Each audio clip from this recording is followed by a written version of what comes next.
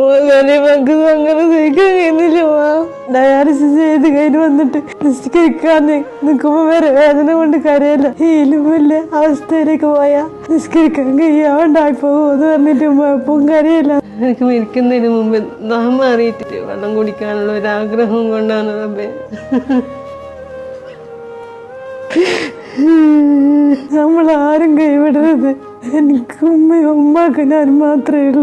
Dialysis കഴിഞ്ഞ് എത്ര അവശ്യ നിലയിലായാലും ഒരു നേരം പോലും നിസ്കാരം ഒഴിവാക്കാറില്ല. എൻ്റെ ഉമ്മയുടെ ഏറ്റവും വലിയ ഭയപ്പാടെന്ന് പറഞ്ഞാല് കൂടുതൽ ആരോഗ്യനില വഷളായി നിസ്കരിക്കാൻ പറ്റാത്തൊരു സാഹചര്യമായി മാറുമോ എന്നുള്ളൊരു പേടിയാണ്. വെള്ളം കുടിക്കാൻ പോലും പറ്റുന്നില്ല.